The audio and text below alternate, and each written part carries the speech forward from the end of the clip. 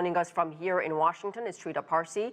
He's the Executive Vice President of the Quincy Institute for Responsible Statecraft. Trita, you heard our correspondent Otto in Sharm el-Sheikh say that clearly there are a lot of unresolved issues and the first round of discussions appear to be over. What is your sense? What are your expectations? And is there really room for optimism when each side is waiting for the other to do some of this stuff first before it can really go anywhere? I think the only reason why there has been a degree of optimism is because of the fact that the Trump administration rather unexpectedly took the initiative of trying to get some movement. For quite some time, the Trump administration had essentially let the Israelis drive matters and were washing their hands of what was going on there. I think as a result of the overreach of the Israelis by attacking Doha, Qatar, the backlash that it faced, not only internationally in the region, but also the manner in which it kind of shifted the balance inside of the White House in terms of how to approach Israel. That's the key reason as to why the administration actually took this initiative. And because the administration finally has started to do something on this issue, there is a bit of optimism. That, I think, though, is not enough.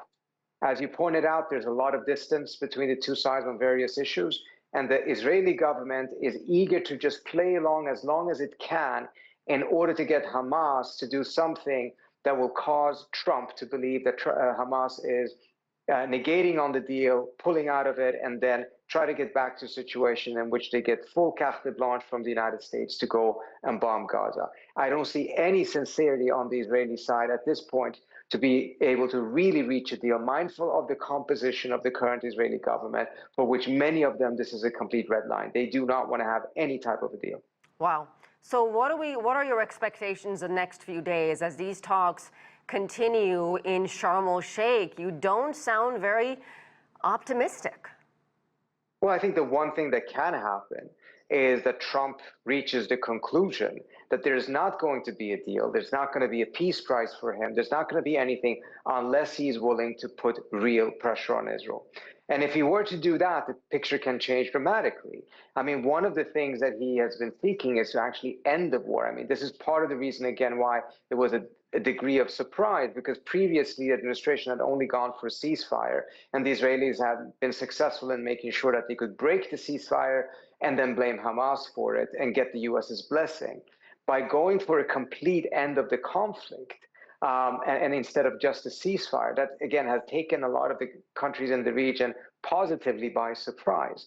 But none of that can happen unless there's a willingness on Trump's end to actually put real pressure on the Israelis. But mindful of how surprising the administration is, that may actually happen. Well, apologies for interrupting you, but I was going to say, if they haven't put that kind of pressure almost 2 years exactly since this conflict started, what makes us believe they're going to start doing that now? I think skepticism is absolutely warranted. I think we should remember that Trump has only been in office for about 9 months. Prior to that, that was the Biden administration, who had an approach towards this in which they really did not want to ever use any pressure. I think Trump is a little bit different. He can go much further in the side of the Israelis and agree to all kinds of things that Biden probably would not have agreed to, but he's also shown a willingness to put pressure at times. What he's not been able to do, or at least not been able to demonstrate, is an ability to sustain that pressure and as a result get real results. Are we seeing a shift around the world, Trita, when it comes to Israel's isolation on world stage? We saw what happened at the United Nations with one Western country after another recognizing an independent, or at least the path towards an independent Palestinian state. How much pressure is Netanyahu facing right now? Well, Israel is facing a tremendous amount of isolation. And in fact, I think they are on a straight path toward permanent pariahhood unless they change course. And even then, it's going to be difficult, mindful of the fact that this is a genocide going on. It's not going to be easily forgiven. But what is so surprising in all of this is that Israel for years had measured its success by pointing out how integrated it had become into the global political world as well as economic world. And now instead you have Netanyahu essentially embracing pariahhood by saying that Israel is going to become a super Sparta. I think this is just a dramatic change of course for Israel, but I don't think there's any doubt whatsoever that the Israelis are losing the hearts and minds of global populations, including, crucially, in the United States itself. And Trita, finally, tomorrow marks the 2-year anniversary of Hamas's attack on Israel. 67,000 Palestinians have been killed. Gaza is largely in ruins. Homes, hospitals, just about everything has been bombed.